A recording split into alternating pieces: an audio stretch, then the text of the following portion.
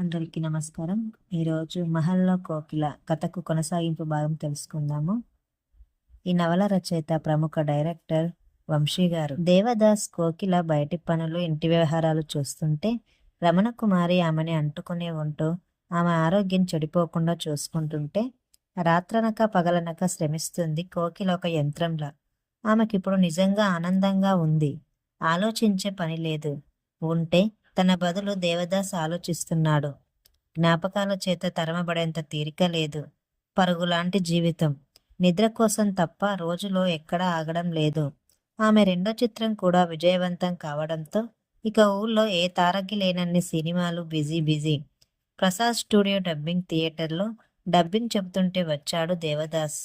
మీ ఆత్మకథని సీరియల్గా వేస్తామంటున్నారు ధ్వని పత్రిక వాళ్ళు అన్నాడు దేవదాస్. ఏమిటి? అవునండి, మీ ఆత్మకథని. ఎవరినడిగి వేస్తున్నారు? మిమ్మల్ని అడిగి, అందుకే వచ్చాను.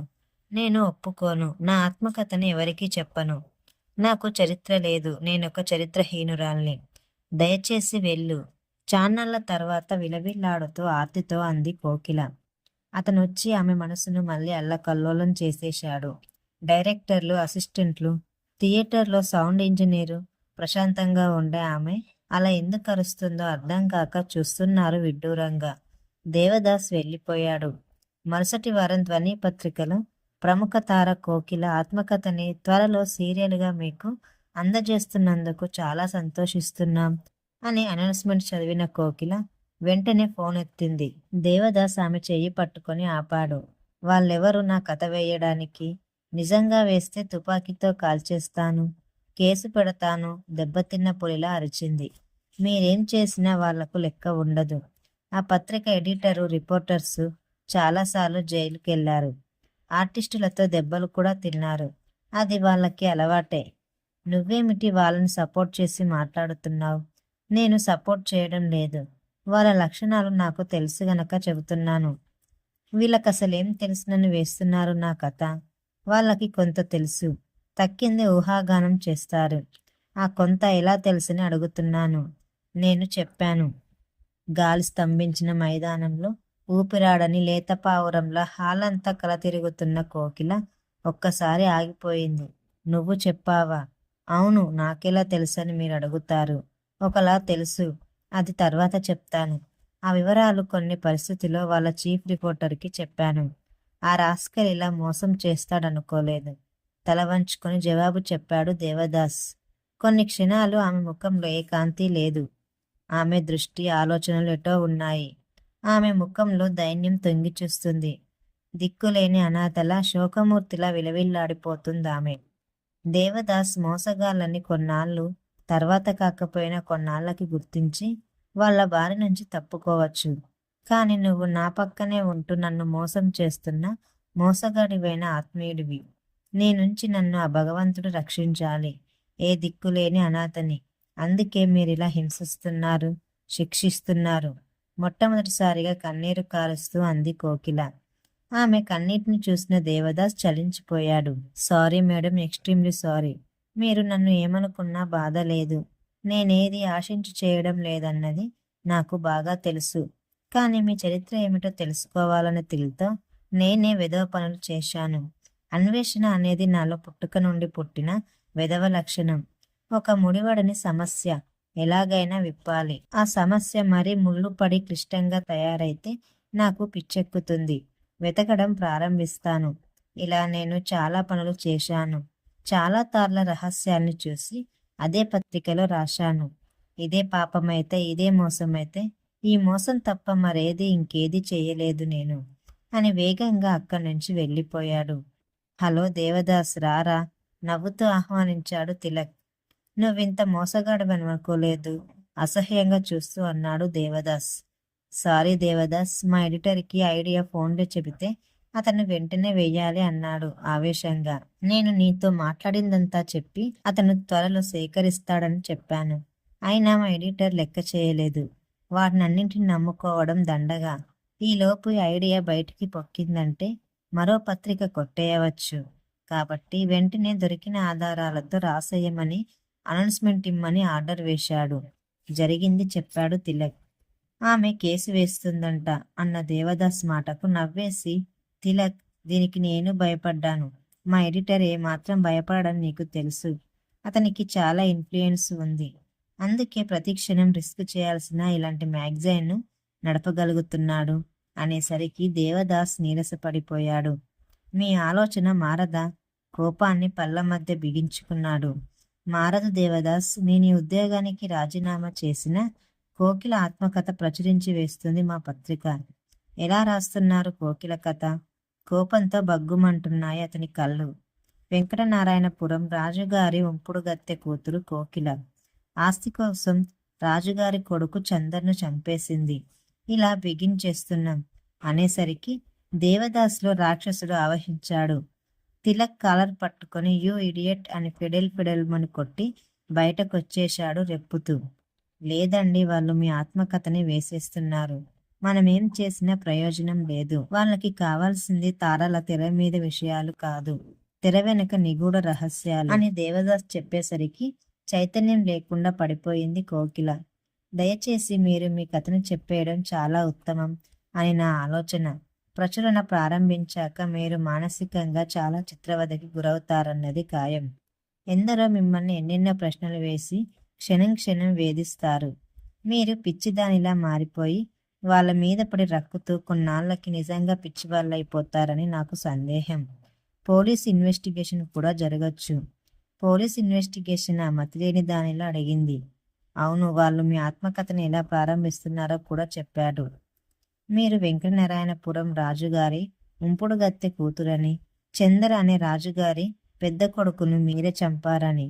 You devil. అక్కడున్న ఫ్లవర్ వేజ్ దేవదాస్ ముఖం మీదికి విసిరింది కోకిల. దేవదాస్ నుదురు చిట్లి రక్తం కారుతుంది. అయినా సరే చైతన్యరహితంగా నిలబడి ఆమెను చూస్తున్నాడు.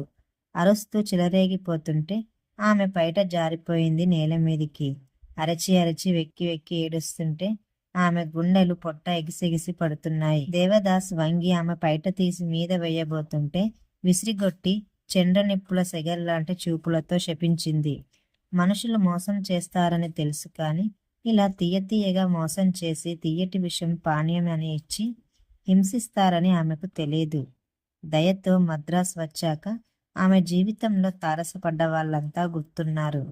లీలా, జయ, మేరీ, నరహరి, పళని అందరూ తనని మోసగించిన వాళ్ళే. కళ అనే పేరుతో తనని వినియోగించుకున్న వాళ్ళే. ఏ కత్తి పిస్తోల్ లేకుండా హింసిస్తున్న మనిషి దేవదాస్. ఆ రాత్రి బెడ్ మీద వెల్లకిలా పడుకున్న కోకిల గుమ్మం దగ్గర చప్పుడైతే తల అటు తిప్పింది. దేవదాస్ ఉన్నాడు అక్కడ. ఉదయం గాయం తాలూకు కట్టు తలంటుకుంది. అతని కళ్ళు లోతుకుపోయి ఉన్నాయి. ముఖంలో నీరసం, నలిగిన బట్టల్లో నేరం చేయని దోషిలా నిలబడి ఉన్నాడు దేవదాస్. ఎందుకొచ్చావన్నట్టు చూసింది. కొంచెం నేను మాట్లాడే అవకాశం ఇవ్వండి. తల అటుగా తిప్పి పడుకుంది. అతని లోనికొచ్చి మంచం అటుపక్కకొచ్చి నిలబడ్డాడు. నీ దగ్గర తుపాకీ ఉందా? లేకుంటే అద్దెకి తెచ్చి నన్ను కాల్చేయి. ఈ వార్త ధ్వని పత్రికల విపరీతమైన సంచలనాన్ని సృష్టిస్తుంది. దయచేసి నన్ను చెప్పనివ్వండి. మీరు విన్నా వినకుండా చెప్పేసి వెళ్ళిపోతాను. కోకిల మాట్లాడలేదు. ఏడుస్తోంది నిశ్శబ్దంగా. ఆమె నిశ్శబ్ద రోదన దేవదాస్ గుండెల్ని కోస్తోంది. ఎన్ని కష్టాలొచ్చినా, ఎంత దరిద్రం అనుభవించినా ఆమె ఏడవలేదు. ఆ కళ్ళల్లో ఏనాడూ తడి కనిపించలేదు. అలాంటి కోకిల శోకిస్తోంది. కన్నిటిని కారుస్తుంది దారలుగా. చూడండి, అప్పుడప్పుడు కొన్ని సంఘటనలు మీకు స్ఫూరించి మిమ్మల్ని కుదిపివేసినప్పుడు మాత్రమే శోకించే మీరు త్వరలో వస్తున్న కల్పనలతో నిండిన మీ ఆత్మకథ ఖండాలుగా చదువుకొని మీరు ప్రతిక్షణం ఏడుస్తూనే ఉంటారు. మీరు చందర్ని చంపడం అబద్ధమే అయినా పచ్చి నిజాలను నిరూపించే ఆ పత్రిక చదివిన జనం నిజమని నమ్ముతారు. ఈ నికృష్టమైన స్థితి కంటే మీ కథని మీరే యథాతథంగా చెప్తేనే నయమని నేను అనుకుంటున్నాను. ఆ పైన మీ ఇష్టం అని ఆ గదిలోంచి వెళ్ళిపోయాడు.